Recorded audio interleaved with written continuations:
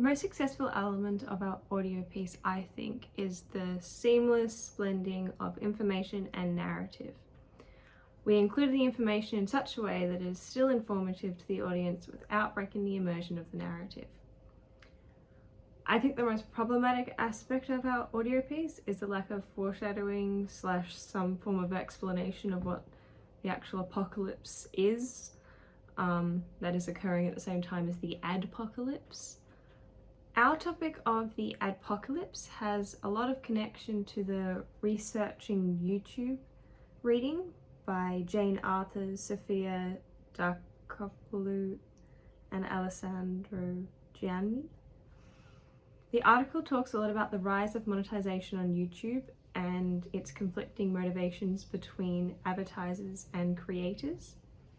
And they also briefly touched on the mass exodus of advertisers that started the adpocalypse. The reading kind of has elements which lay the groundwork for and help explain why the adpocalypse happened and how come it was so eventful.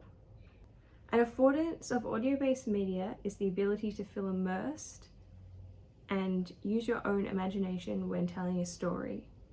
That's something that audio does a lot better than other mediums because it allows the audience to play a role in the story in a way. As there's only audio, the visual is left to the individual's imagination, allowing them to connect with the narrative more. We try to incorporate this into our project through the layering of sounds with the aim of shaping the environment to feel more like a story is being told through the perspective of the audience.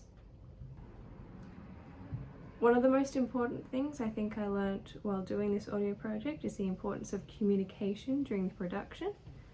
As a group, we met up every week to either plan, write, record, or edit, or some combination of all of them. In addition to this, we had a group chat where we could discuss things, send files, and share edited segments and get people's feedback and that sort of thing, so everyone was incorporated. Both of these elements assured that every member was aware of what was going on, what they were responsible for doing, and also what other people were doing, so there wasn't any crossover. This made things run a lot more efficiently and greatly reduced confusion, streamlining the production process. When we showed our rough cut to the class, we got the feedback to add more apocalyptic sound effects during the end of our audio piece, as well as make the news segment sound more like it was coming from a TV in a room rather than just sitting there, because it kind of seemed a bit static in a way. In response to this, we added layers of different sounds such as sirens, car crashes, gunshots, people screaming, even a bomb at the end, to increase the